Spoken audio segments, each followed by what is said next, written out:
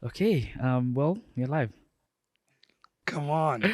Yeah, well, thank you for joining us today. It's No, quite a man, it's pleasure. only a pleasure, man. The pleasure's all mine. The first time I met you, I was quite fascinated with what you're speaking, and I'm really sure not a lot of people got the opportunity to hear what I heard. So, would you mind just introducing yourself a bit and telling them what you're all about? Sure. My name is Karabo Molotsi, and I am from Johannesburg, South Africa, and I'm Tswana of descent.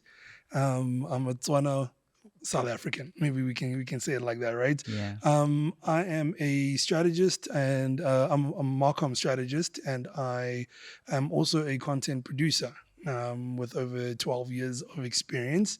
And I've worked on a plethora of brands for agencies and for corporate. And I've also had the privilege of working within the political space.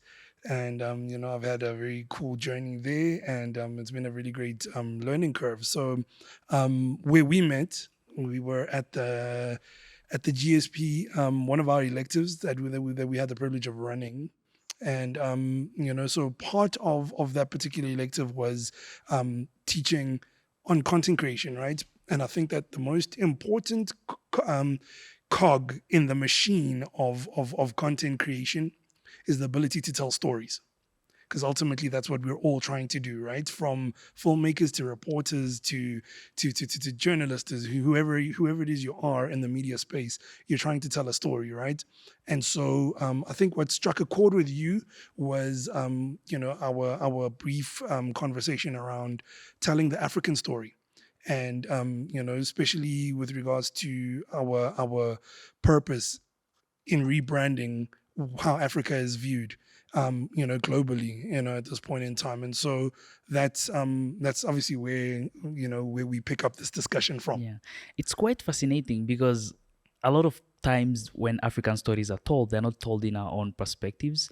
So it gives us a huge challenge because then people are not hearing the African stories and what they really are, Sure. because most often they're just filtered through one lens, right? And then we had Mm. individuals like Chimamanda Adichie were speaking about the dangers of a single story and Yes. how Africa is perceived. And I think Yes. for me, it's quite a pleasure working on the field of rebranding the continent and Yeah. being able to tell our own stories because it plays a huge role really in the way the world is Massive. gonna perceive us. It is massive. And right now it's amazing that we have a lot of individuals like yourself who are Sure. working in the space of rebranding Africa and retelling our Yes. own stories. Yeah. So I mean, we pick up the discussion where we had Akon, right, speak very candidly about how well America brand themselves. Right. You have Hollywood. Ultimately, what is Hollywood? Hollywood is just a giant propaganda machine for America. In every movie, America always wins. You know what I'm saying? They And so, saved the day. yeah, they always save the day. And so we get into this, and so, growing up, watching movies and everything, we're always told that America is this incredible place, land of possibilities, home of the brave, all of that kind of stuff. And so the stories that are told about Africa, like you said, are always told from a single perspective. Yeah. And that is a very aged perspective. It may have been true at a particular point in time, but you know what, Raz, I'll tell you this much. One of my mentors says this. He says that there's one thing that's better than the truth, and that's the whole truth. And I don't think that the whole truth about Africa is being told. There are there's very factual things about Africa. I mean, we are a continent of mystery. We're teenage, adolescent, if I would, in where we are compared to continents like Europe and stuff, right? And so we've still got a lot of self-discovery to do. And I think that it's very important that we're given that space, to say, okay, Africa, you're now no longer colonized. You're now free. You're now have got an entire generation of young people that have got education on par with the rest of the world, right? How do you want to tell this African story? And I think it's important for us to understand this. Again, my perspective is you have somebody from South Africa, right, for example, and then you have somebody from Morocco. Africa is so big that those two people may never have that much in common beyond the very basic human realities, right? And so it's important that if we're going to tell the story of Africa, that the South African person needs to tell the story of what it is to be South African. The Moroccan person needs to tell the story of what it means to be Moroccan, and so forth and so on, right? And because that's the only way that we'll able to get a truthful representation of what that means, you know? Yeah, I was speaking with one of my friends, Aniaba, Yes. and it was amazing because we were speaking about how, the US and other European countries usually create fiction movies, right? Yes. And when we were speaking about it, we said, Africa, we don't need to create fiction movies Yeah. or stories because our stories themselves, they sound fiction. Sure. While they're real stories, right? Sure. Because you hear people doing some of the most amazing things, Yes. and you're just like, how the hell is this possible? Sure. Right? But then it's just that we don't get the opportunity to be able to tell those stories. I think it also it begins with us becoming, we have to become fans of ourselves almost, and I think the past, I'd say, decade and a half, entertainment has taken that turn, where Africa we're now becoming very proud of who we are. I remember growing up in the 90s, maybe I'm giving away my age a little bit here, right? But being a 90s kid, the ultimate, benchmark of being cool was how close are you to being American? You know what I'm saying? So we'd see all the rap stars, all the movie stars and everything, and the closer you are to representing what they are, that's how cool you were, right?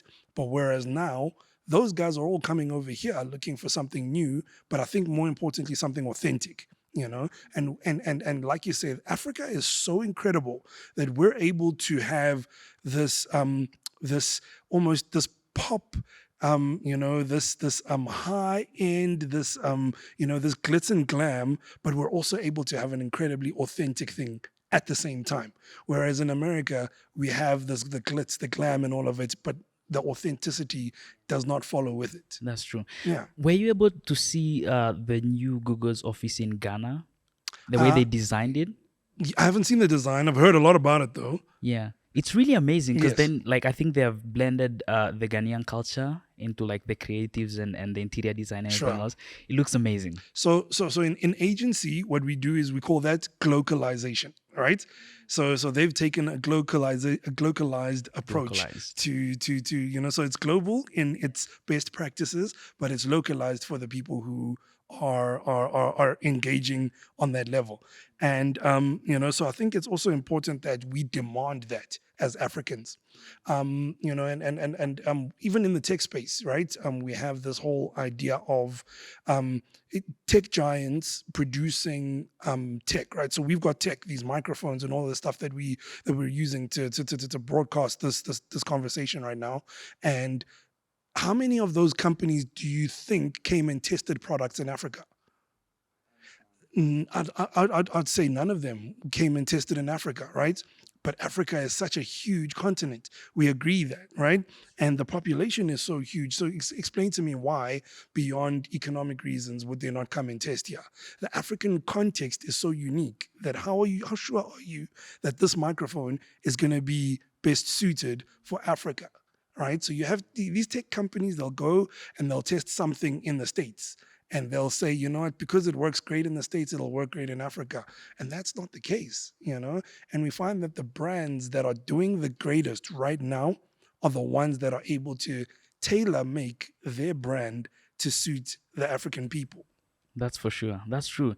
And speaking about people not testing, that's when the whole design thinking and human-centered design comes into play. Absolutely. And it's like most often they'll just come with solutions and they're like, here, go for it. These are your solutions and these are exactly what you need. And Yes. in real sense, they don't even understand the people. Sure. And I remember, so Julius Nyerere, who was the first president of Tanzania, Yes. right, which was Tanganyika before independence, Sure. he gave an example explaining how when the European came and like people so the elders in the community would have their own time where they would plant and cut trees and everything else, right? So and then the guys came in and they're like, you know what, that's not how you do it best. And then they started bringing strategies, and the elders just sat back and started looking at them, right? So when they Yes. changed the period that they were planting, I think it was the hippos came and ate all the stuff they were planting, Look right? at that. And it's like it's exactly the same thing Sure. that you're saying. Like they just create things and hope that they're gonna fit best, Africans, and it's insane because if you think about it, in the next few years, Africa is gonna be the largest population in the world, right? Absolutely. Meaning that the market size is gonna be huge, right? And a Yes. huge opportunity for everyone, right? Yes. But it's like they're still taking the continent for granted. Absolutely, and I think it's to their detriment. I think Africa is the new gold rush. And I There you think go. you Yeah. have our friends from the Far East who are recognizing that opportunity, and they're coming into Africa, and they're working with Africa right now. Yeah. I'll use that term Yeah. right now. They're working with our leaders, and they're realizing that, listen, yeah, there's a lot of untapped potential in this adolescent continent, and I use inverted commas because I think that we're a lot more mature than that. But I think they're realizing this, and brands that are here and are putting roots down, like your Googles, like your Amazons, who are Mm. and very recently Facebook, who are in Africa now and saying, listen, let's put infrastructure up, and let's gear the world towards this boom that's about to happen. You know? I mean, it's gonna be amazing, I think, for the African continent and especially for the young entrepreneurs in the continent who can see the opportunity and that, Yes. because if you think about it in the long run, you have a huge return on investment if you're investing in Africa, Yeah. right? But the question is also how many Africans can see that and try and tap into that opportunity, Sure. because that's also a challenge. Yes. And so, but now my other question is, right? So how many Africans can see it? We can't answer that question, right? Yeah. But the question that I have is, are our leaders designing us to think in that way? Does it serve our current administrators? Let me say that, because I've got a very personal very personal connection with the term leader, right? It's something very personal for me. Not everybody is a leader who's just because they're in government, right? I'll say our current administrators, all right, continentally, right? Do they see the benefit of teaching Africans to think that way? We have maybe a handful of leaders who are teaching Africans to think that way, to fall in love with our context, but also to recognize the opportunities that are available and correctly administrate the opportunities that are available? Or do we think that it serves another agenda to almost leave Africans in their current thinking that they're in right now? I don't know. What do you think, Renato? I don't know. Well, so I don't think they still understand what they need, right? Or at least what the people want. Sure. Because most often, for example, I'll give an example in Tanzania, right? Yes. So the leaders would say, if you're a student, you've graduated from university, go and employ yourself, right? But Sure. then if you look on the structures that they have put in place, nobody has the opportunity to be able to do that, right? Because from grade 1 to university, Yes. you are told the moment you graduate, someone is going to hire you. And then Yeah. all of a sudden you graduate and they're like, boom, go and, start your own stuff and employ other people. So if you Yeah. think about it, it's really crazy. But then I think it's good that we have institutions such as, the African Leadership Academy, right? Trying to create a movement of entrepreneurs and leaders in Sure. the continent, because these are the individuals that are going to address some of the most pressing challenges in the continent. I mean, Yes. entrepreneurs are innovators, they're the job creators, they're the problem solvers. Yes. And it's like every community needs them, right? Yes. And I think it's time for us to start at the very young age to at least teach people that the world is really changing fast, and Sure. that back in the years, you if you graduate from university, if you're gonna be a teacher, boom, the government will give you Yes. an employment opportunity. But then right now times are changing, Yeah. and that's not the reality anymore. So there's structures that reinforce the messaging that comes with everybody from when they're young, like you say, right? So as soon as they're out, there's a landing place for the young people, right? I think, but now also bringing it back to rebranding Africa, right? I think that there is very much a very important role that we all have to play in first defining what it means to be African, and then we can redefine / rebrand what it means to be African. I can tell you now, Africa right now globally looks a certain way. It sounds a certain way. It feels a certain way. and it acts a certain kind of way. And so, how much of those individual elements, and at which point do we think we can begin to slowly turn the ship, right? How do we, if I have to ask you and say, how do you think we can change how Africa looks, right? So does Africa look black? Does Africa look poor? Does Africa look uneducated? Does Africa look this, right? And so, in terms of the rebranding and it's about going towards, it's about going to the people who are already in those spaces and broadcasting their stories as loud as we can. And people have really amazing stories. Incredible ones, right? I think you shared one with me Yes, I briefly. did. Yes. Yes, I did. Yeah. Yeah. Yeah. Yeah. As how you said earlier, someone from South Africa and someone from Morocco Yeah. would have probably like very different experiences, right? Mm-hmm. And that's the same thing. And when you're speaking about how Africa is perceived, how it looks, how it speaks, it's just like people have created their own image, right? And Sure. if I had to ask you, what do you think is the image or the brand that Africa should create? Ah. Or at least reflects what Africa really is? Ah. If I have to give you my opinion on the brand, that on the messaging that I think what Africa should create, first and foremost, right, is innovative. Okay, we have to find African solutions to African African problems, problems. all right? And who are best positioned to do that? African Africans. people, Yeah. all right? And so I think it's very important for us to position ourselves as innovative. I mean, I can't be surprised that tech companies and stuff don't come here and test things and whatever, because why? It doesn't look like there's a lot of us who are into this kind of stuff, right? Enough for them to come here and test gear and all of that kind of stuff. So I think first and foremost, we have to brand ourselves as innovative. That addresses the now going into the near future, right?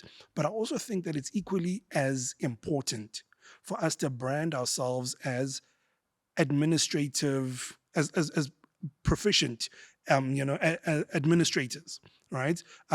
For the longest time, going with the narrative of Africa being a dark continent, adolescent and everything like that, is that we have not been able to manage ourselves. And so we have to brand ourselves as really good administrators. I think we need to, before we brand ourselves, we need to become really good administrators.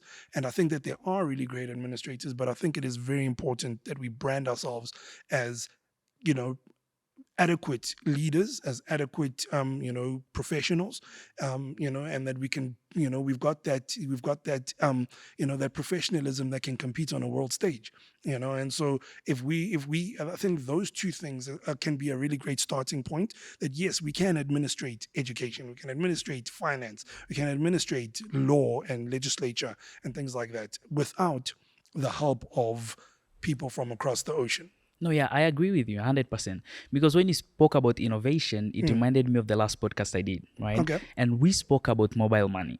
Nice. And it's like in the whole world, everybody knows about mobile money, Sure. right? And when you trace its roots, started in Africa, East Africa and Kenya, right? And it's the whole East African community, right? So Africa is really innovative. Yes. But then we have a problem when it comes to saying what we are doing, right? Ah. As how Vutsi said, there are two types of people, right? There are those who make history and there are those who write history, Yes, right? And I think yes. right now I we love have a that. lot of people who are making history, doing Yeah, amazing things, yeah. but then we don't have good historians, right? Or at Sure. least we have few historians that are really able to I mean, tell our stories. we can look at we can look going back. Our ancestors probably weren't the greatest at documenting our history. If like I said, I'm Tswana, right? So for me to go, let's say 2 or 3 generations back, would be an issue. Right? Tell me who my great great great grandfather was. Your own family might not be able to give you a clear answer on that. I think we've kind of been very historically focused on the now as Africans. We've never really had too much of a concern of the future. And depending on who you ask, that's a good thing and that's a bad thing, right? But I think for where we are right now, we need to at least be able to document what's happening now very well. All right. Going into the future. And I think we have to be able to do that because that's the only way in which we'll be able to turn the narrative on what it means to be African. All right. Absolutely, yeah, that's Yeah. true. So I mean, like, and so who are we speaking to? With this discussion, we're speaking to guys like yourself who are running incredible platforms like this. We're speaking to the filmmakers.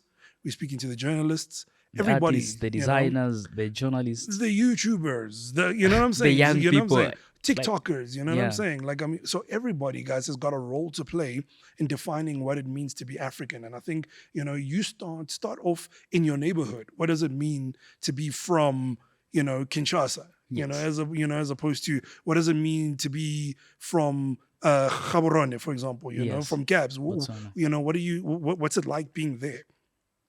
Correctly, Yeah, factually, what's it like being there? Not what do I think about gaps, right? yes, Because I yes, can tell you, for example, what I thought about Zim before I went to Zim. yeah, You know what I'm saying? And I mean, and we mustn't think that as Africans we're not subject to biases, and so yeah, I had a certain frame of mind when it comes to Zimbabwe based on the experience of the people that came before me, not yeah, even my own experience. You know what I'm saying? yeah. And so I get to Zim and I have the most incredible time.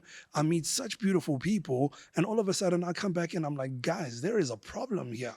We Yeah, can't even speak correctly about our neighbor, let alone take our entire African story and take that to the world. and take You that. know what I'm Yeah, saying? And so I think that's also something else that we need to address. Is being able to tell the local story and then also be able to find the bridges between our neighbors. and speaking about having people coming from the communities that we want to hear their stories from, and then sitting down with them Yeah. and asking them what does it feel like to come from such a community. There's an interesting guy, his name is Jazz, right? He Yeah. comes from Soweto, and we visited Soweto I think a couple of weeks ago. Hmm. And the way he was telling his story, Yeah. like it was insanely amazing. I'm like, Sure. really?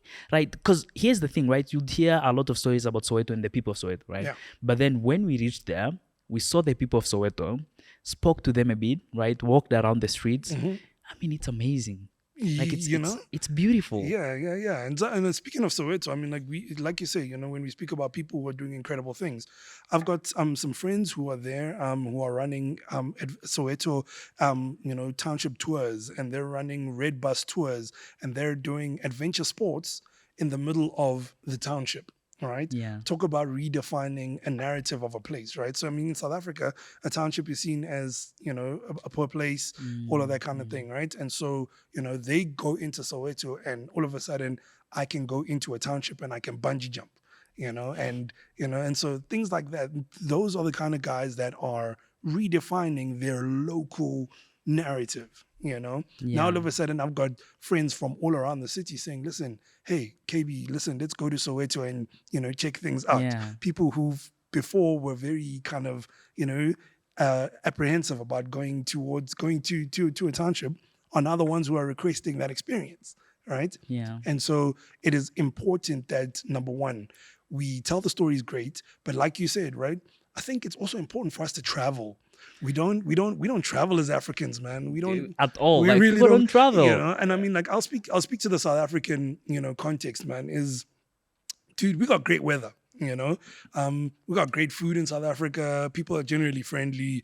It's a whole vibe. It's a vibe on its own. You know what I'm saying? I'm pretty sure that there are many places like that around Africa, right? Yeah. And so, as a South African, it's almost like we feel like, dude, there's not much need to travel because, I got everything here. If I got my friends here, great Yeah. weather. If I want to go on holiday, I can go to the beach. It's great, But that is such a disservice to yourself, Yeah. as an African. I think I think we need to stop viewing travel as a luxury. We need to really see it as a necessity, especially if we want to position ourselves as innovative. You cannot be innovative and have not seen other perspectives. So, and the best way to do that is to travel. So, travel. I think we also need to change the narrative on what travel means around Africa. I usually speak to a lot of my friends and I insist that they travel, right? Because in as much as you said that people view it as leisure, but to be honest, it helps you learn a lot. Absolutely. Right. And again, I'm looking forward to this, but like Anyaba, as I said earlier, he's also Yes. working on a podcast trying to tell stories of individuals who have been traveling, right? Yes. Because because different, like when you travel, you understand how different things shape the society, shape the culture Yes, and the people, right? absolutely. And I think 2 days ago we had music playing around, right? And then Yes. we had like South African kids and stuff Yeah. vibing to it. Yeah. It was amazing. Like I'm like, these Sure. guys are amazing. Like, people are excited and they're Yeah. happy and just having a Yeah. good time, really, right? But then if you don't travel, like these are things that you just hear on the news, and the news that you're listening to. And you'll never get to experience it, Exactly, so it'll yeah. always just be at an arm's length away. And Ernest, I'll tell you now, there's one thing hearing about jollof rice, but there's one thing having jollof rice, and then there's having jollof rice in a Nigerian home. You know what I'm saying? So, like, I mean, like that, you cannot. It's not the same thing. So I understand. So now, so for example, I've got friends who are from Zim. Right, one of my best friends is from Zim, and so understand by going there, I was able to understand so much more of his mannerisms and the way the way he, the things that inform his thinking, Mm. that it gives me a lot more patience, a lot more understanding, a lot more grace, if I could call it that, to be like, listen, I get why they think like this, and I understand why these people think like this. Now check this out, right? So Yeah. I a couple of years ago, I go to the UK for the first time, right? And so I get to understand what European people, how they approach administrating a country. Okay. And I, obviously being African, I have an African perspective, but I see how well it works over here in terms of how they administrate countries, right? Yeah. And so I also understand where it works well for us and where it goes wrong, Yeah. right? And so now I'm able to build a bridge between these two contexts. I'm able to say, no, guys, the reason why European South Africans want things to work a certain kind of way is because generationally, where they're from, this is how things work. And it works well. Perfectly. All right. Yeah. The reason why we have things the way it is because generationally it's worked well. And obviously, here is where the intersections are, where we just need to communicate those two things to each other.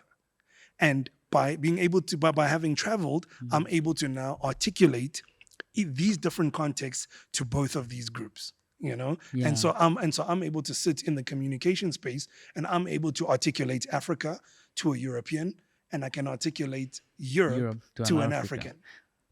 So, but there's a problem with that, right? In as much as it's good people traveling because they learn and then they come back and change their societies because they get to learn from variety of cultures and people. But how should we brand Africa in a way that individuals who go outside the continent or their country for that matter and learn, they're able to come back to their country and do good things? Because most of the times individuals who travel, they wouldn't want to come back. Yeah. It's like no, I'm not going back.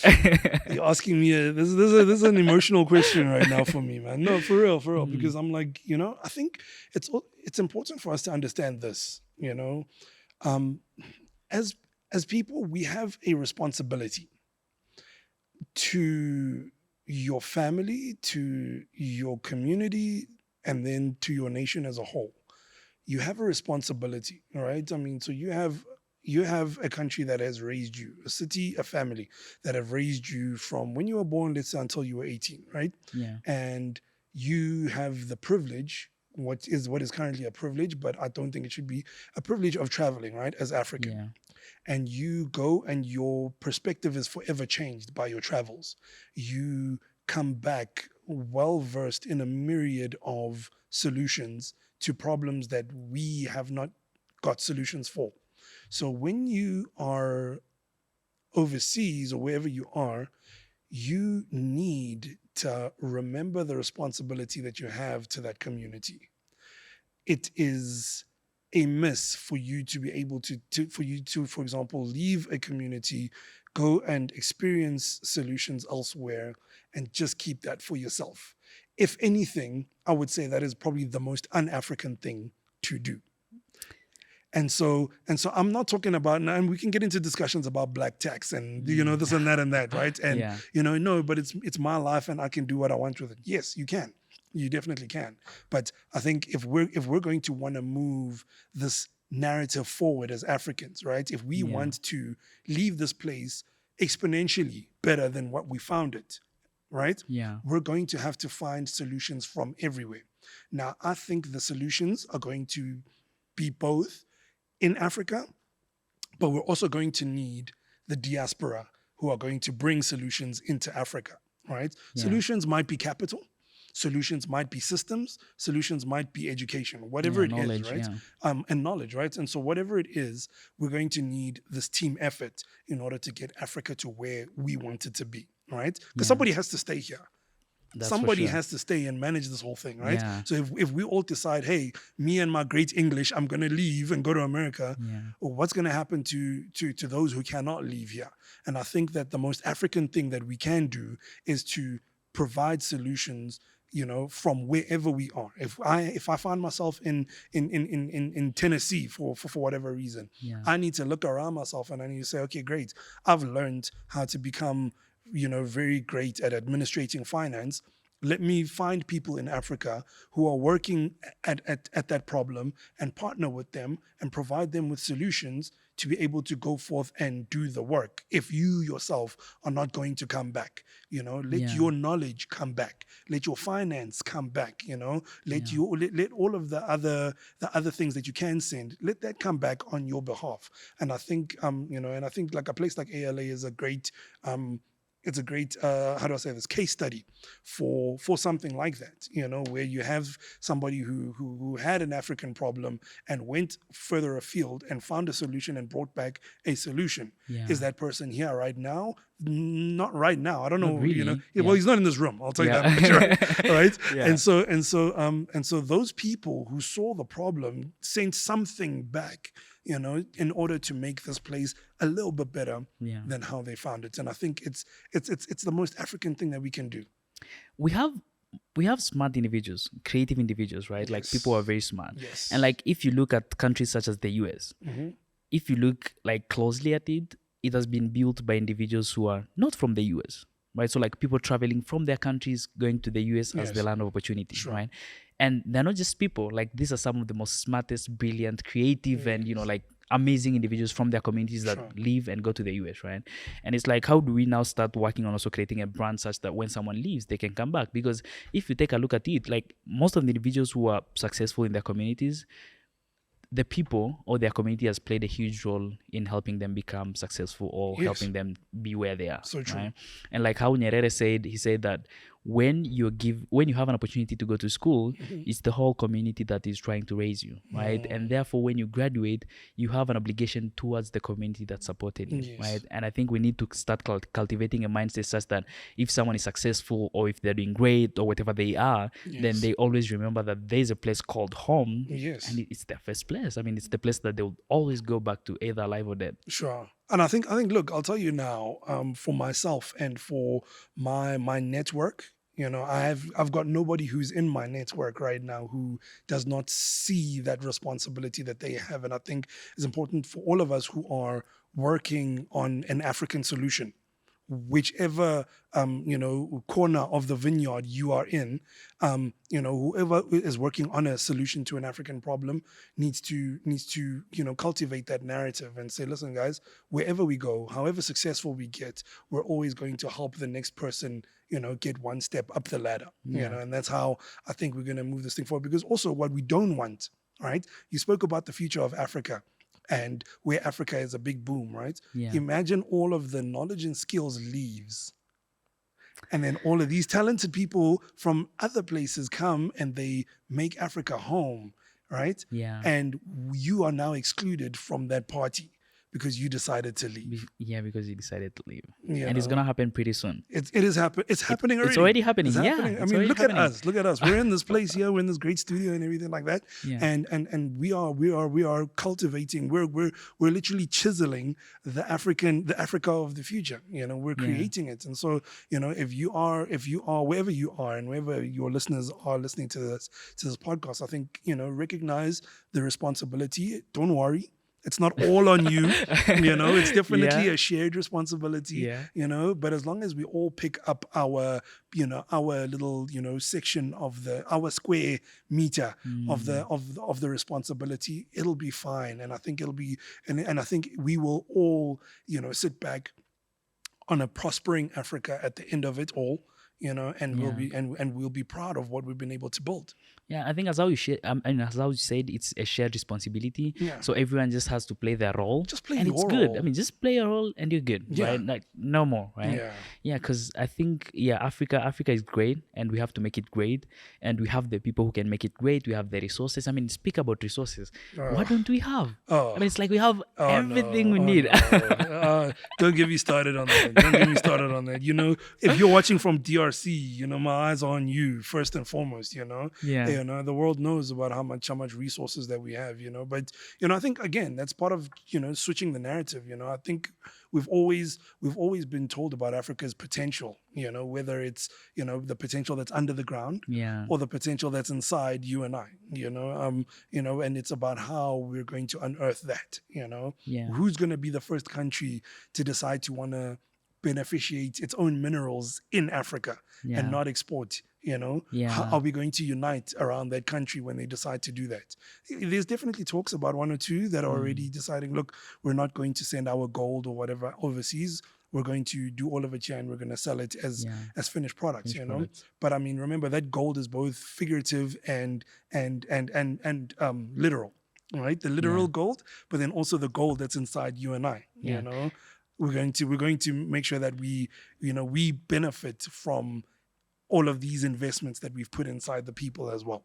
And there's just something unique about being African, right? Like when you meet with someone who came from Africa, Mm. right? Wherever you are, it's just you immediately connect, right? Come, It's dude, like you feel there's a dude. sense of brotherhood and a Yeah, connectedness, and it's just yeah, like it's family, right? sure. And that's something that you don't get across the world in a lot of cultures, Yeah, right?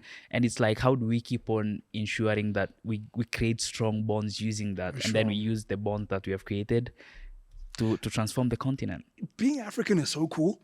It's amazing. It's Being it's African is great. so It's cool. great. I I love love it. it. I love it. I love being I love African. it. Yeah. And I mean, and I love, and I mean, you can pick up one thing that's cool about being African, and we can have podcasts on one thing. You know what I'm saying? Like, let's speak about diversity. You know what I'm saying? Like, You'll never finish. you'll never finish. You know what I'm saying? And being able to take that with you and connect with Africans, no matter where they are in the world. Let's speak about Africans who are in Korea right now, who are doing some really cool things over there. Guys who are in different parts, in different corners of Europe, who are doing really great things. I was able to connect with some Africans, in the UK, like I said, while I was there. We had never met before, and now we're all just like family. You know what I'm See, there saying? you And so go. it's really great to be able to do that. And Yeah. so I think there is definitely a lot that the world can learn from us about being human. And it's so understated. It's so understated what Africa knows how to articulate love for their fellow man. You know, um, let's look at the way in which we mourn. The way in which we mourn our dead, the way in which we celebrate weddings. That those are always such community based and community driven exercises. When someone passes away in Africa, that community lost somebody, not just that family. And that family can take heart in whatever's happened. We've just had a very incredible tragedy happen in South Africa now. And today is actually a day of mourning for our country. As we mourn these youngsters that have passed on. Yeah. And no matter where you are in South Africa, you can feel that, listen, like something happened here, and we as a country are going through this thing together. But you know what?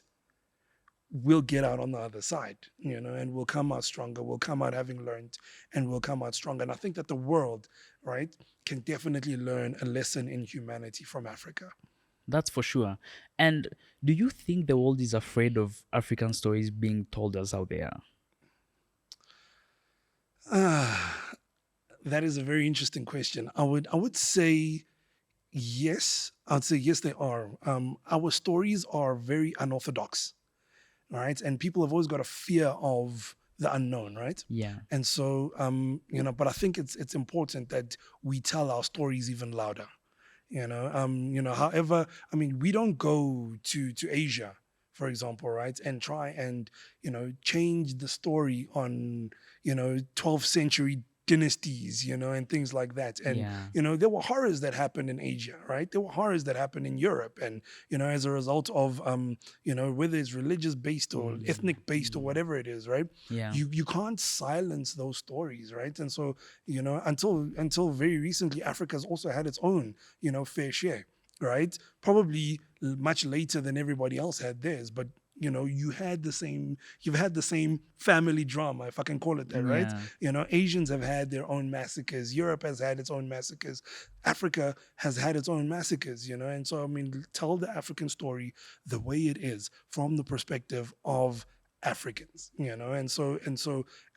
we must not hold back on how we tell our story to suit somebody else's agenda, because I think it's also very important, right, that the way in which you tell a story suits somebody's agenda, right? Yeah. And so if it suits somebody to have Africa be, this primal place that is underdeveloped because it suits their agenda for just taking minerals and mistreating workers and things like that, then if we allow that, then that's what's going to happen.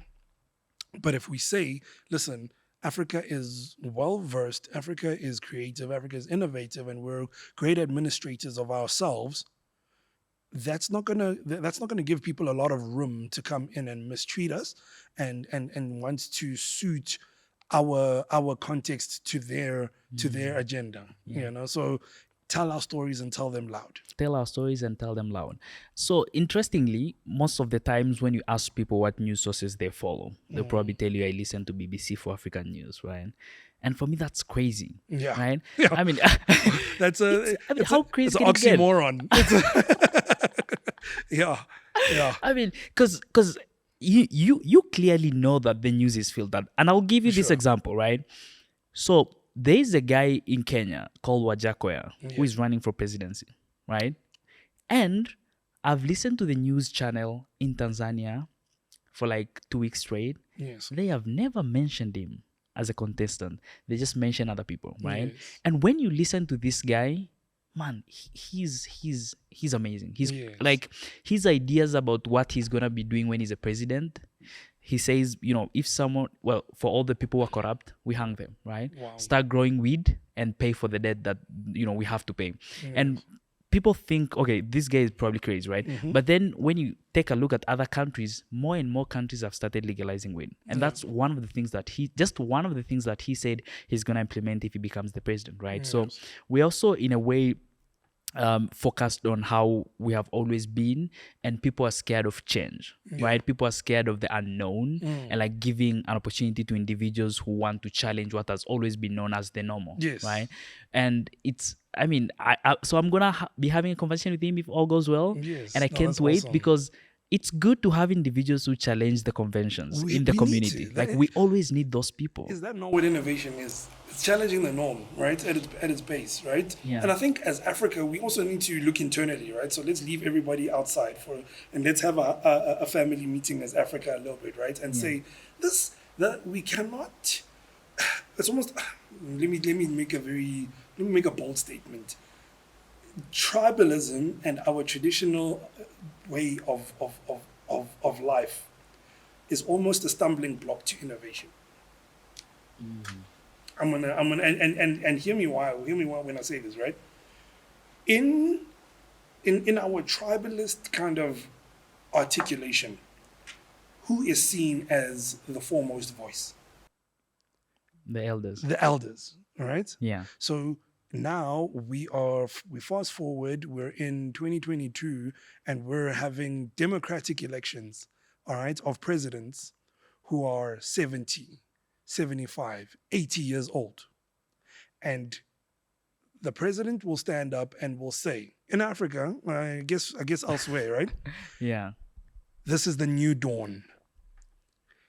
at 80 years old, this is the new dawn. This is the Yeah. is this the man that's going to take us into the future?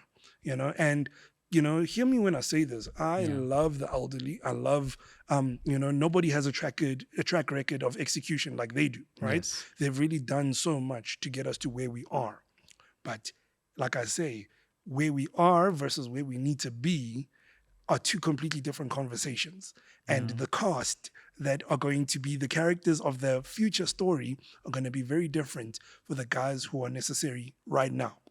And so we cannot let's not take I think we need to maybe take a half step back, not a complete, we don't have to throw the whole thing out. But I'm saying let's take a half step back and say, listen, if I'm in whatever industry I'm in, if I'm in corporate and there's an older person, sitting across the table from me, across the boardroom table from me, and they make a suggestion that I do not agree with, as a youth, I need to be able to lift my voice to that person and say, listen, as equals in this context, this is what I think we need to do, right? With respect, of course.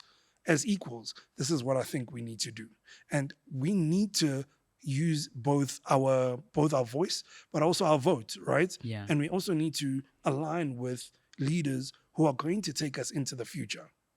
And so, yeah, so I think it is imperative that we do that. We gotta think, forward, not think right now. All right. And so Yeah. I celebrate my legacy. I celebrate my heritage. And I'm the embodiment, right? We have that popular, that popular saying that we are our ancestors' wildest dreams, right? Yeah. And I'll tell you right now, my grandmother would have said, "Listen, don't take what we're doing right now as a foregone truth for the next 100 years of your life. Take what I've given you and put something on there. Add Every time something it comes around, it needs to be stronger, it needs to be louder, it needs to be better. Yeah. better. Every time we do a cycle. And so yeah, that's what I think is absolutely necessary for us. Respect is a very important value in the African culture, right? Paramount. And we respect the elders, we respect the experiences and where they've brought us so far, Yes. right? But to be honest, I think it's time that the young people take the lead, right?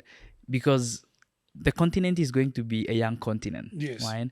And the young people are the ones who understand the young people best, Yes. right? And having them in the front seat, it's good Sure. because the world is really evolving right now. What you learned in class 5 years ago Is it's almost probably irrelevant. obsolete right now, Yeah, right? yeah. And it's like young people now are trying to become adaptive and try Yes. to learn new things. And I had a friend I was speaking to yesterday, and she's doing computer science in school. Yeah. And then I was like, so we're on holiday right now. And then she's like, you know what?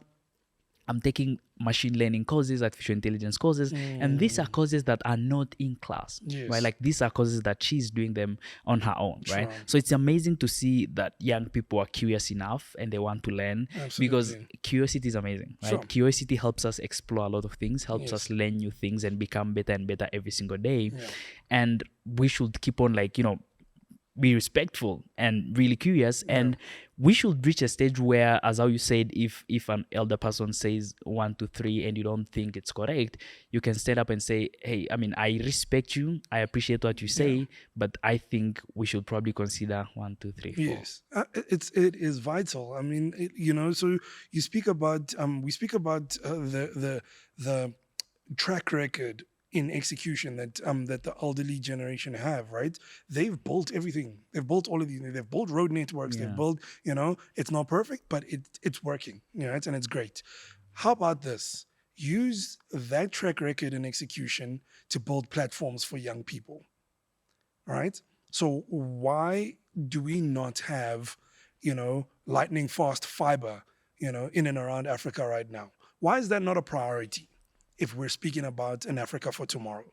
The lady that you're speaking to me about, what's her internet infrastructure like? The kid in Morocco, what's their internet infrastructure like? We're privileged in that we're in Johannesburg, South Africa, right? Yeah. So our internet infrastructure seems pretty great.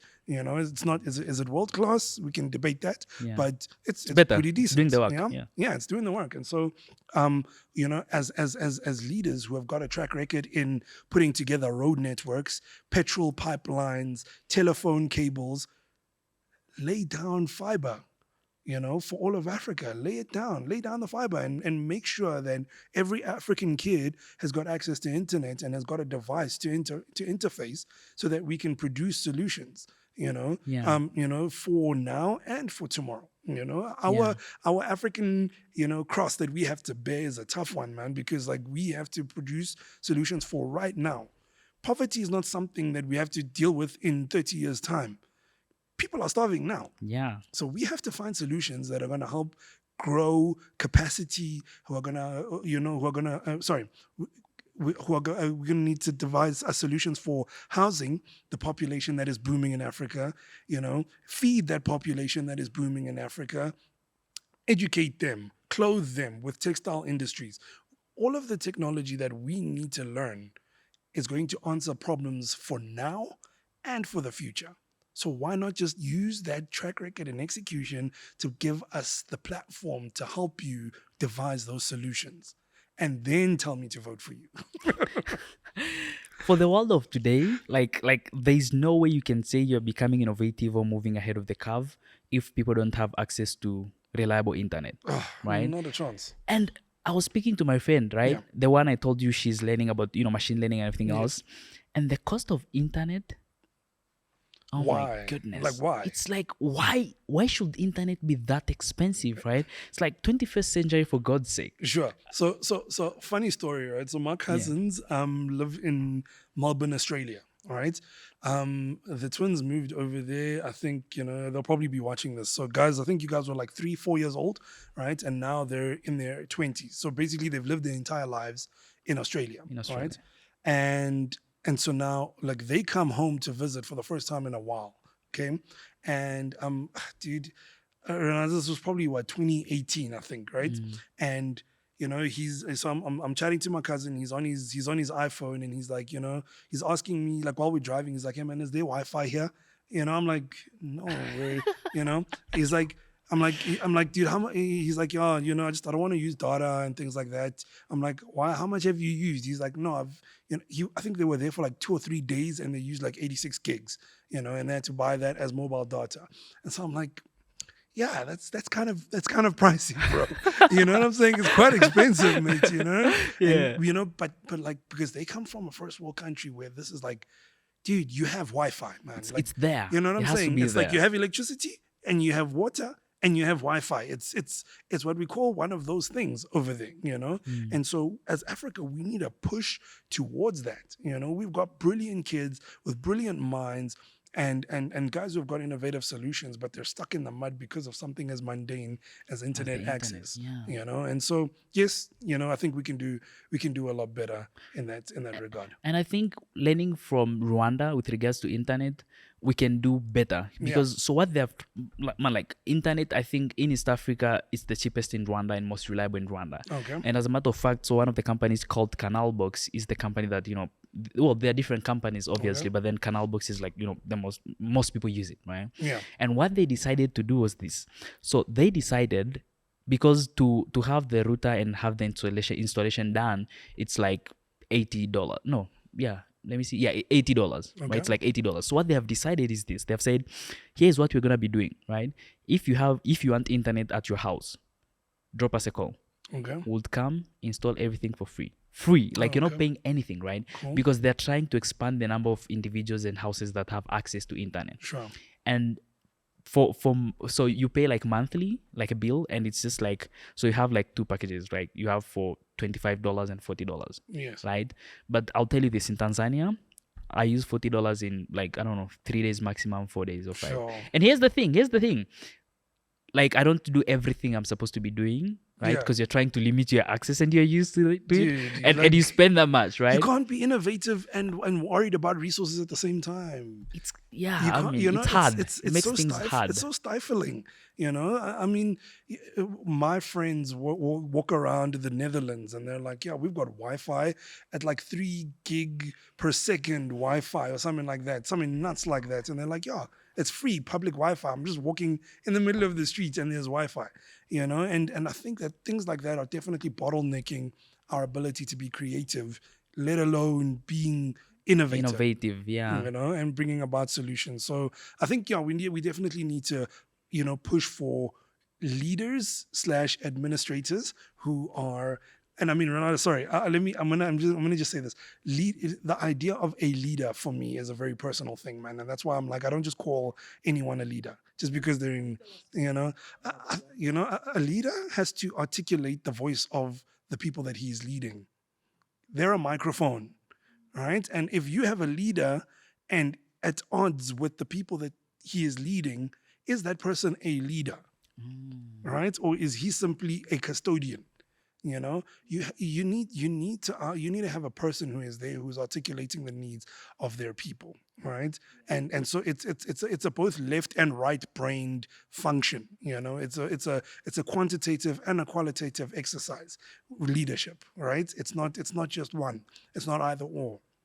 And so for me to call somebody a leader, that person has to encapsulate all of those things, right? As opposed to them just simply being administrators, Mm. right? Yeah, I for one, and I mean, again, everybody has their own opinion. that's right. I'm a very strong believer in making Africans aware that government work for us and not the other way around.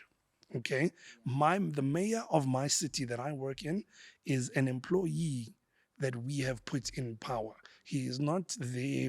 I'm not a subordinate unto him. This is not a monarchy here. Yeah. You know what I'm saying?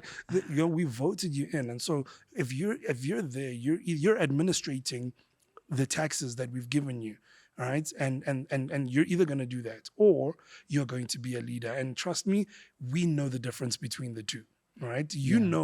When you're listening to someone that, listen, that man is a leader, right? Or when you're speaking, or when you're listening to somebody from government and you're like, they're a government employee and they're administrating our taxes and our legal affairs. So that's just me, right? And Yeah. so I think it's important for us to, as Africans, for us to bring people in who can lead us in that term. Mm. Lead us in innovation, lead us in education, lead us in finance, right? And Yeah. and what does that look like to lead in finance, for example? You're going to provide a quantitative and a qualitative solution to what the finance needs are for that particular country, right? And that's what I think a good leader is financially, in education, in innovation, and so forth and so on. And so we need to make sure that we align ourselves with leaders, or we bring into power leaders who can articulate our voice correctly. Who is one leader that you look up to? Oh wow. Would you say on the continent or globally, or what? Anywhere, anywhere. Simon Sinek. Oh, Simon Sinek. Simon Sinek. Why? He correctly articulates the quantitative and the qualitative needs. All right. He's able to he does not separate the two. He says, for you to be a leader, you got to be both administratively correct. I mean, competent. You have to also be very you have to be competent as a leader, but you also have to have heart as a leader, right? Yeah. I'm a believer in, you don't manage people, you lead people, you manage processes. If you have to Mm. manage people, you've got the wrong people. You lead people into where it is you need to go. Mm. And so I look up to Simon Sinek. He's really great. On the African continent right now. Divisive figures, perhaps, guys like Strive Masiwa. Masiwa. Really love, his story, his backstory is incredible. And, of course, articulation of what he's done.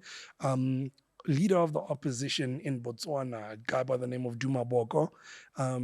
He's what a mind. We'll talk about somebody who can bring Africa into the future and bring that country into a future. Like I said, I'm not from Bots, so if you're from Yeah. Bots, you're either gonna love this or you're not. But I think Duma Boko is incredible, right? Yeah. In being able to do that.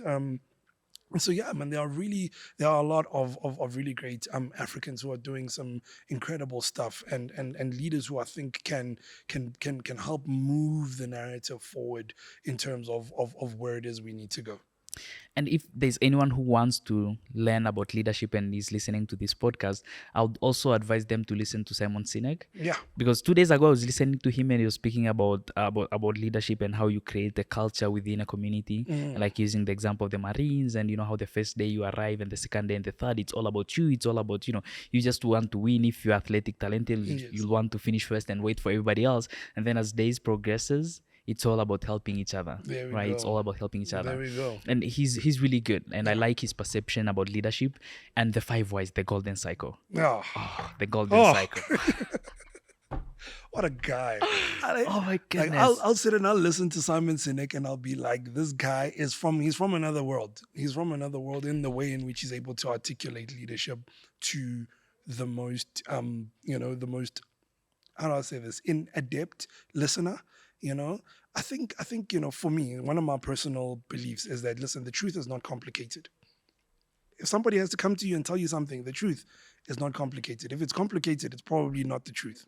Okay, Simon Sinek just articulates it in such truth and such simplicity, man, that I'm able to, that any person is just able to absorb it. And so yeah, if you are into leadership for the future, For the future. you listen to Simon Sinek. Yeah. Yeah, and the way he explains the golden cycle, it's really good for those who want, or who are entrepreneurs already, Yes. to understand how they can create a company or an enterprise that really solves people's problems Yeah. at their core, right? Yeah. Like trying to understand their users and then Yeah. creating a solution that really solves their problem, and not a solution that they're trying to imagine Sure. and think that people Sure. have.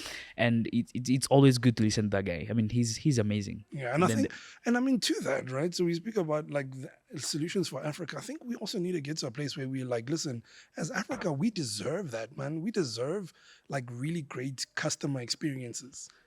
You know what I'm saying? Everyone deserves that. Like everyone deserves. You know, Here's the thing, right? When everybody, so last time when we were welcoming students for the Global Scholars Program, right, at the African Leadership Academy, every moment the kid walked in, yes. the first thing they wanted, the Wi-Fi password, There we go. right? And Yeah. then. And it's like, so now you already understand what's the first thing someone wants the moment they walk into a building. Yes. Why would it be hard giving them that good experience, Yeah, right? Because yeah. that could really shape the way they're gonna be perceiving the experiences Yes, that they're gonna be yeah. having, right? And everyone deserves a good customer experience. Like, Dude. And so we deserve that, man. So top to bottom, we deserve a great customer experience from home office, from home affairs, from from the traffic immigration, department. police. Yes, we deserve it, man. And so now I'm just saying, like, young Africans, dude, like, if you have people who are administrating your context at home, make sure that those people are giving you a great customer experience. Yeah. And so I love Simon and his work. So I just sit and I just consume all of that stuff all day long. So yeah. But still, customer experience seems new to most people in Africa, right? Like, Yeah. especially when you speak to a lot of people, they wouldn't necessarily understand what you're talking to them, or it will be heavy for them. It's like, Yes. it's gonna be like Greek to them. It's hard for them to understand, right? Sure. And even for the ones who try to understand what branding is, most often they don't accept the fact that branding is expensive. Yeah. It's not easy, right? And it's not a job that takes 1 or 2 weeks or 1 Sure. month for that matter. And a lot of times it's really hard trying to explain to them. Yeah. Have you come across such individuals? Yeah, like, look, it all starts on how our thinking was shaped, right? From the beginning, right? So, a lot of us don't come from, households of means, you know what I'm saying? Yeah, So yeah. a lot of us come from very humble beginnings, and so demanding a great customer experience is not something that we're taught. We're almost taught, like, listen, take what you have, or, beggars can't be choosers, or, you know what I'm saying? Hey, be glad you got anything at all, kind of thing, Yeah. And so, whereas, like, that's not where we're at anymore, especially if you are a multinational coming into Africa, we are going to demand that you bring with you expertise that are going to benefit the entire community where you're going to be extracting value, you know. and Yeah. so and so and so there's that, so there's that context, but then there's also an idea that that we need to shape the way we think. We need to change the way we think. All right. So if you want to just read Psychology of Money. The name of the author Mm. is eluding me right now, but listen to read Psychology Psychology of of money. Money, Yeah. and any, I guess, any material that'll help change the way you think about resources, right? Yeah. And then in terms of branding, so branding has got expensive elements, but then it's also got some inexpensive ones, right? Yeah. The ones that are inexpensive are basically free. The ones that are expensive are very expensive. Very expensive. Content creation is expensive. All right. Yeah. You're sitting here, there's gear, there's mics, there's internet, you know what I'm saying? And so those experiences are expensive. But I think that start where you are with what you have. All right. Start where you are with what you have. I like that. And it's super important to be able to do that, to be able to tell the story, right? And so document where you can. If all you have is a cell phone, get on YouTube and tell the story of your neighborhood. Press record, right? And Just that's all press you record need. and go Just for it. press record and go for it, and you'll get better at it, right? And so so ultimately the answer to that is literally start where you have and begin documenting, and the rest will just unpack itself on the journey. Speaking about start where you are, have you seen the Nigerian kids who are like creating science fiction movies How and answers that? I've seen using the phone yeah, and stuff? yeah, It's yeah, wild. that's I mean, nuts. like Yeah. like Africans are so creative, Sure, right? It's sure. like thinking about how does someone go ahead, because here's the thing, right? They didn't go to any school or any academy to learn about anything, right? Yeah. Like they taught themselves, and like here they are, and like they're creating stuffs that you look at and you're like, this is beautiful. Yeah. It's incredible. Yeah, and so I mean, let's look at Nollywood as a whole. You know what I'm saying? If ever there was a concept of start where you are with what you have, Nollywood is right there. You know what I'm saying? And like so, Case study. you have that case study where guys don't have the greatest microphones, the greatest cameras. You know what I'm saying? But they're telling a great story. So we come back to that.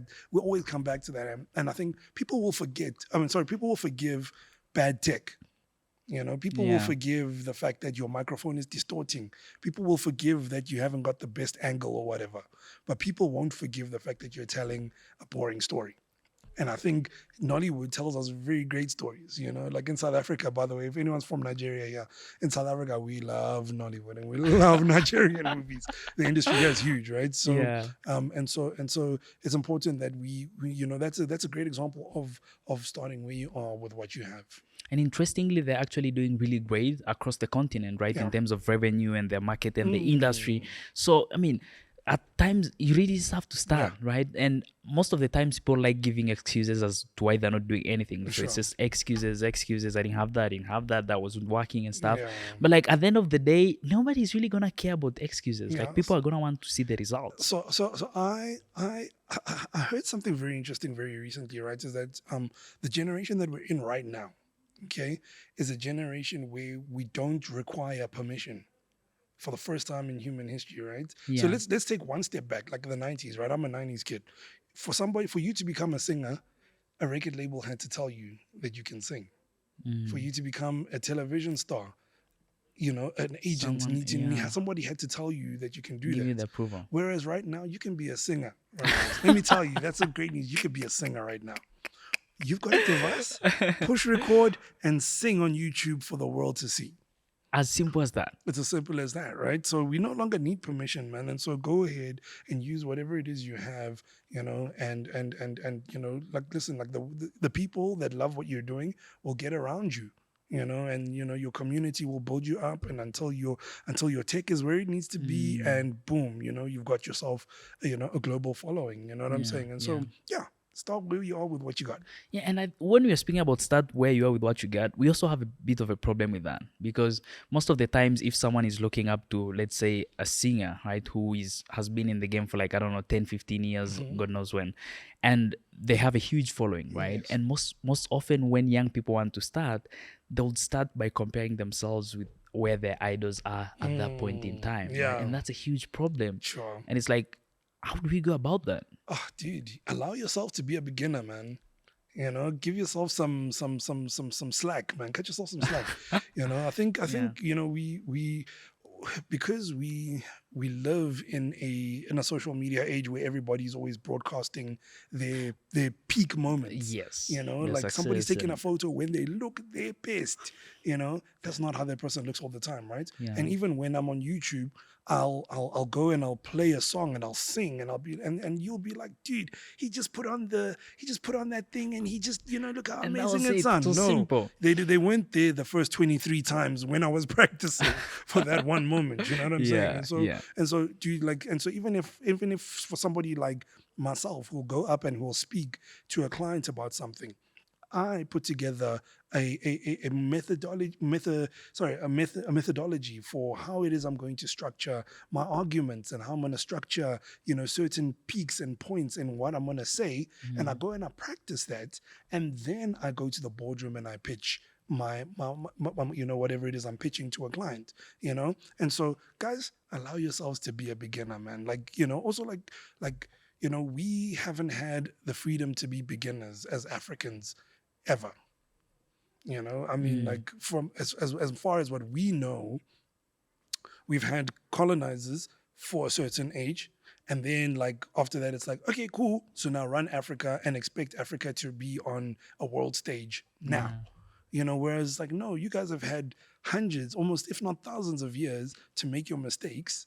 You know what I'm saying? And now we're gonna judge, Africa now Now. to where Europe is. Don't take anything away. We're just as smart, we're just as bright. Yeah. But I mean, yes, we've got some kinks that we need to iron out Yeah. before we can say, all right, cool, great, we're on the stage. So guys, allow yourselves to be beginner, man, and just go for it. I mean, look at you, bro. Look at how great this guy, is doing his hosting. You know what I'm saying? Like, he didn't I'm sure when you dial back to your first video podcast that you ever did, you're like, dude, what was I even thinking, man? Like, did I, you know? Oh yeah. Yeah, Oh I'm saying, yeah. and now look, here you are looking good, fitted in a suit and everything. You know what I'm saying? And so, Yeah. like, yeah, so yeah, man. So just be a beginner, man, and And there's always something beautiful about being a beginner, true. right? There's something beautiful about saying, hey, I don't know. I'm just learning, right? Yeah, And yesterday, I was sure. playing with my friend and we were playing ping pong. He's really good at ping pong, right? Okay, And for me, I was like, you know what? I don't know how to play. I'm just getting started. I'm just learning sure. right now. And it really gave me the freedom to make mistakes, Uh, right? Because if you're learning, there's no way you're not gonna make mistakes. It's like Absolutely. if you try walking, you're gonna fall, right? That's how you start Absolutely. walking, Yeah. right? And it's good that most people should understand the fact that it's always okay to be a beginner. And as a Yeah. matter of fact, you should love it because here's the thing: you're gonna be learning something new, right? Yeah. Because yeah, if you're not a beginner, then And what's great about being a beginner also is that you're in your beginning phases, that's when the most amount of growth happens. The better you become at something, you're only going to become a little bit more better. yeah, just a little Just bit a better. little bit more Yeah, better. But like from episode 1 to 5, the amount of growth you're going to see is like huge. huge. And then after that point, you're going to be seeing smaller things, Yeah. smaller things, until you get to where it is you're trying to be. So celebrate it, man. Celebrate being a beginner. And I also think, what? Give other people the room to be beginners as well. There you go. Give other people the room to be beginners as well. And I think people should start sharing what they do behind the scenes.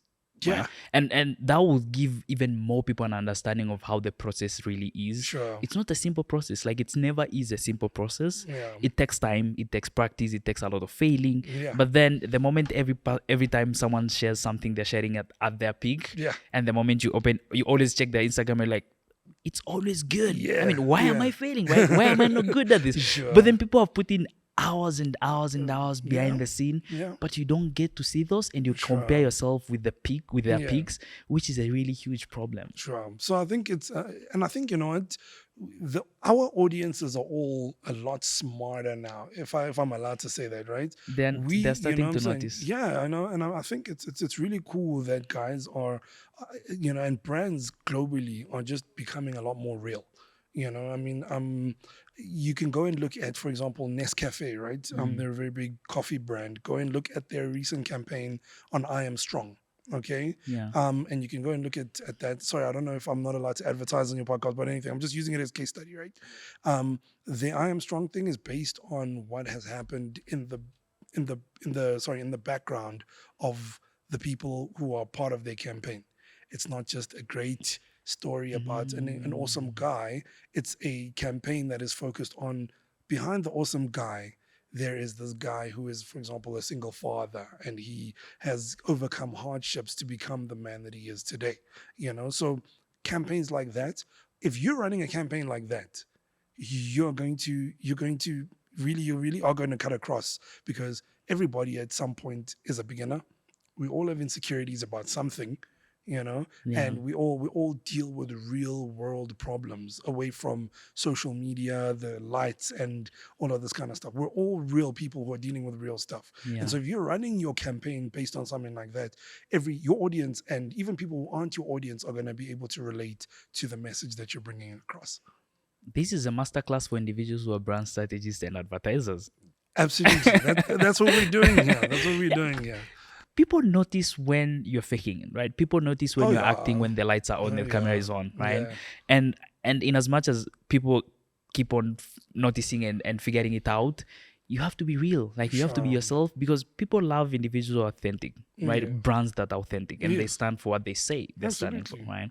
And if more and more people should even be doing that, Mm. because at the end of the day, people are just gonna figure it out, right? Sure. In one way or another. Is that not why we love streetwear brands? Like we love streetwear brands because it's like, listen, bro, I'm not gonna wear that thing, all up and whatever. I'm gonna Mm. take those Nike Air Forces and I'm gonna cut them up, or I'm gonna take those Converse All Stars and I'm gonna, put a Koki on them, and they're gonna look beat up and everything like that in a week's time after I buy them. They're not always gonna be clean. So Yeah. why don't we just celebrate the fact that, the sneakers are dirty? You know what I'm saying? Or whatever. You know what I'm saying? And that's why we love streetwear culture, man, because why? It's super authentic, man. Like it's yeah. What was this company that created like this the sneakers that like the crazy, like the insane sneakers? What the was that the Balenciagas? Oh my goodness, I looked at them and I'm like, what? That was a step too far, in my opinion.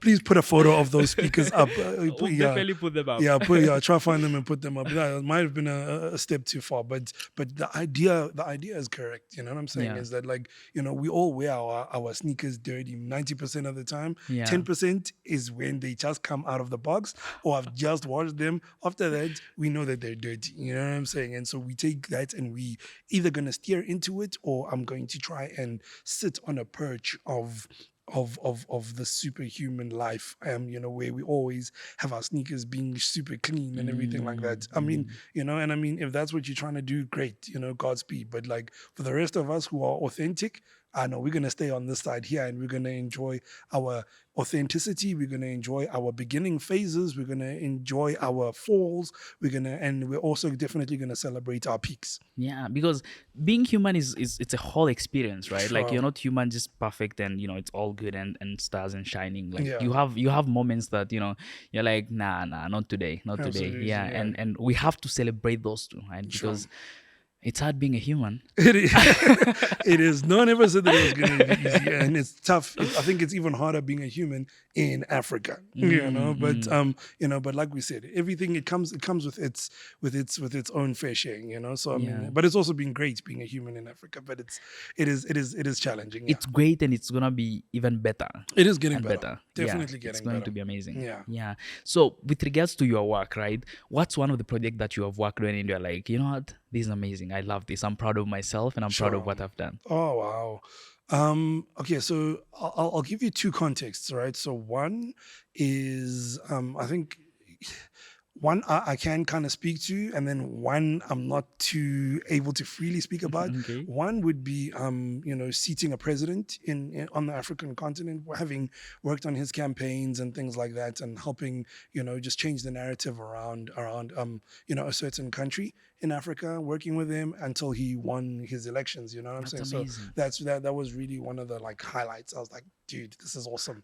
you know and then one of the other ones is there's a local brand in South Africa called Knickknacks that I had the privilege to work on with the agency that I was working with. And this brand hadn't marketed in like 15, 20 years. They're a household brand in South Africa, right? And so they did not even have a Twitter page. They didn't have like, a lot of like digital platforms and things, because why? They're known as a township Kasi brand, you know. And so what we've been able to do then was, for the first time, launch a campaign for this brand, right? And obviously the campaign lead on this was a guy by the name of Wandile Qindi. And I was able to help chip in here and there and work with him as we were able to redefine and bring this legacy brand into the digital age. And so Knickknacks is famous for the 1 rand chips, right? They're the last chips that are like still 1 rand and things like that. And so there was a campaign that we launched, and we were able to bring this brand into 2020. I think that's when we worked on something like that. So yeah, that's definitely one of the campaigns that I really, really loved. The campaign won a silver at the Prism Awards. So it was basically the second best campaign in the country for that year. So yeah, that's really one of the highlights that I was able to work on. So yeah. That sounds like a really great portfolio. Yeah, It's no, amazing. it's really good. And again, like, I'm just giving you two glimpses. There are others that I'm really, really proud of. Some are non-profits, that have I guess the metric for success is very different there. How many lives were impacted by that particular campaign? It's Yeah. not always about the bottom line and the money. Like I said, like we're saying, we live in Africa. If I was able to, with my work, raise awareness about something and change a narrative around something, or raise funds for young people to be able to, so there's other like kind of campaigns that we've worked on and things like that I'm really, really proud of, and I'm glad that I've been able to lend a hand to those. That's good. I always get excited when I hear someone speaking about working with non-profit organizations and organizations that are doing their best to make other people's lives better and helping them out. It's really amazing, and we need more and more people to be doing that, Yeah. because that's how we help each other, right? And we Sure. move along together. Yeah. And so you spoke about like what you've been doing, and if you take a close look at everything you've been doing, it's all about storytelling. Yes. Right. And storytelling has been around for almost forever. Yeah. Right. Forever. And it's always the best way to share with people what you think, what you Yes. believe, the Yes. future you envision, and where you have come from, right? But then it's like we still have a problem of individuals understanding the power of storytelling, Yes. and like in the role that it plays in the society and shaping the society, and Sure. creating the perception that individuals would be able to see, right? Yes. So where do you think people are going wrong in terms of understanding the power of storytelling, and like how can they use it to create better societies? So I think where they may be going wrong is either not telling the story well, or I guess they're ultimately is that they're not telling the story well. You can have an incredible story, but if it's not told well, it's not going to have as much impact as Yeah. what it could. All right. Yeah. And again, this is why we're directing a large portion of this discussion to those who make a career out of telling stories. Yes. We're encouraging Africans to work on their craft and tell stories well. I want to see a Marvel cinematic universe of African characters. You know what Yeah. I'm saying? Let's tell African stories well. Black Panther is just a glimpse of what could be a really great African storytelling, Yeah. methodology. And so let's take that and let's tell really great stories, and let's tell them well. And let's tell stories that can relate to the most basic human ideas and challenges, because also we don't want to tell stories that are just African, that somebody in America is not going to be able to relate to, because why? We're trying to change a narrative globally. We're trying to change how Africa is perceived by the world. Yeah. And how Africa is perceived by other Africans. So if we're going to do that, we're going to need to combine both great storytelling, and we're going to have to tell those stories that people can relate to as well. Yeah. And that's not gonna be an easy job. So here's the thing. Yeah. Let's do this, right? For our listeners. Let's give them something even better, Yeah. right? In a summary, what makes a good story? And how can they make good stories? Okay, what makes a good story? Number one, anticipation. Create anticipation. All Yes. right. Yeah. You don't want to hit the peak of your story too quick. Take us on a journey. Right. Yeah. Details is important, right? So tell me about that time. I want to hear about how you felt. Bring me into the moment of your story, right? So we're telling stories we're building anticipation. You're giving us detail. Number three, give me a good hero. All right. Tell me Mm. about the character. People love a hero story. Whether it's one person or whether it's a group of people love a great story arc. Okay. Mm. So I want to hear how people began and they were struggling to, for example, I don't know, overcome a regime that was Mm. oppressing them and build a narrative to a point where it was, a time when things were teetering on violence and this and that, and then boom, the right person arrived and the violence was dissipated and the group of people finally met, the good that they were looking for, blah blah. That's what people love. They want a nice strong arc. Okay. And Yeah. this is whether it's you're telling a story about something that happened to you or whether you're telling a brand story. Give us an arc, right? That's why we watch series, right, from episode 1 to 12, right? It's an Yeah. arc that's going on. It's doing this continuously, Roller right? coaster. Yeah. And are you like, man, I gotta see the next episode. I have to see. I What have to happens find out. next? Right? So that's your anticipation. It's your detail. It's the arc, the story, the hero story that you're telling. Make sure that you celebrate those heroes. Yeah. And finally, like I'd say that it's important that you tell stories that people can relate to. My mentor Jim Rohn, he says what you want when you tell a story is for people to say, "Me too." What you don't want is for people to say, "So what?" All right. So Yeah. you always want stories that people can relate to. Yeah. Stories that people can relate to. Always. Yeah. Always. Yeah. Because that's when they can get to connect with your character and really understand and really connect with what you're telling them, right? So Chinua Achebe said, until the lions are able to tell their stories, the story of the hunt would always glorify the hunter, right? Mm, And I am happy that we have individuals like yourself, right, who understand and are passionate about the art of storytelling, and yeah. you're doing your best to help other people become good storytellers, and Sure. get them into the field of content creation, because we need more and more and more storytellers, right? More Yes. content creators in the continent. Yes. We already have people who are doing great things, Sure. but like people have no idea about them, Yeah. right?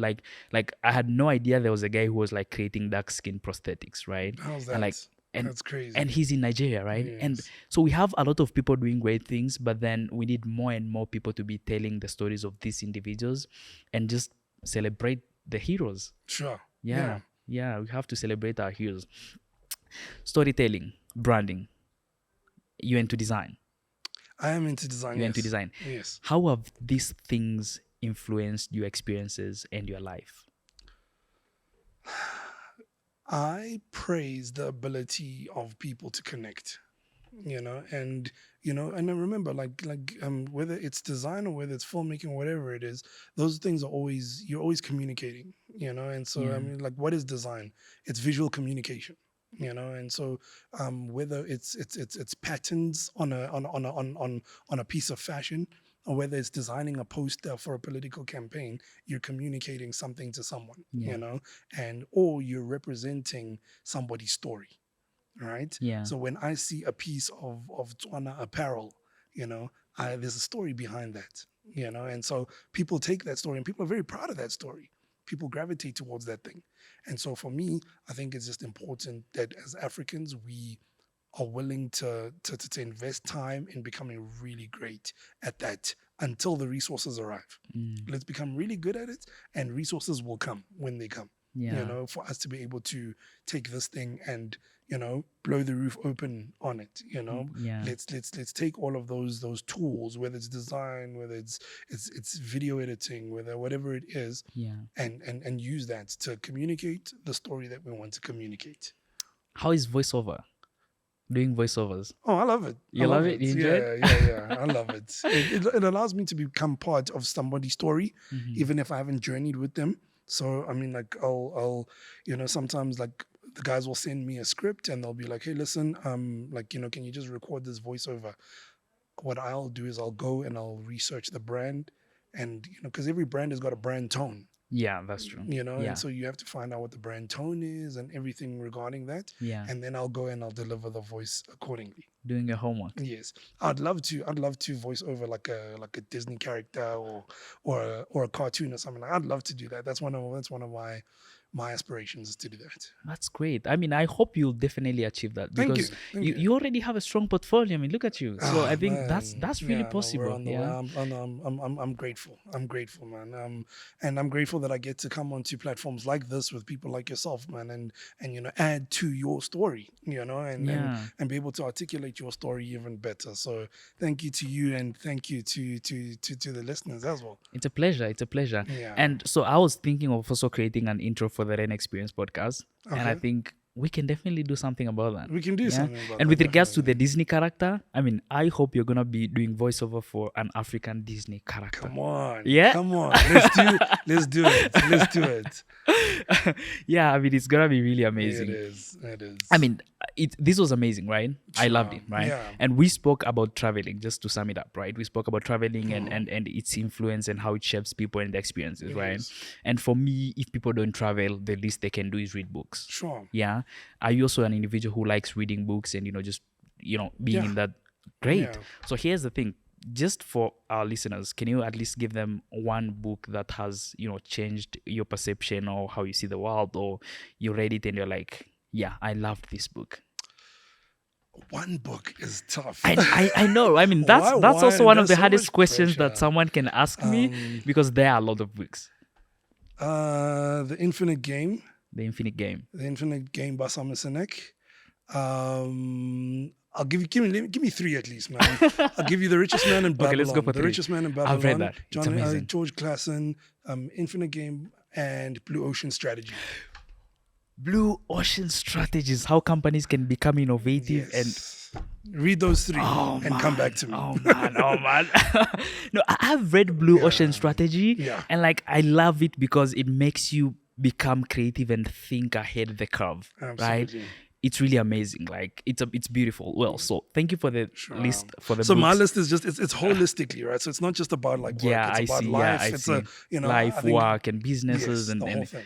I like that. It's a whole package. Yes, there we go. So if you can read those three, you'll be okay. You'll be good. You'll be good for a alright. long time. You'll be good for a long time. I mean, this was really an amazing extra. was. It I was loved awesome. it. I mean, it Thank was good you, having man. this conversation. Sure. Thank you for joining us today, and I love it. Sure. No, This was man. great. Thank you to listeners and all the best, man. I'm looking forward to celebrating your 1 millionth subscriber. Oh yeah, we are going for it. Let's do it. Yeah, I'll teach you. I think I'll probably get you again when I hit 1 million subscribers. Let's do it. Because I'm you probably down. would I'm have done a voiceover with Disney, so There we'll we have a go. lot to No, talk about There'll that. be Yeah, a lot to chat about. Yeah. that's amazing. I love this. Thank you very much. Thank you very much. This was great. Cool. Cheers.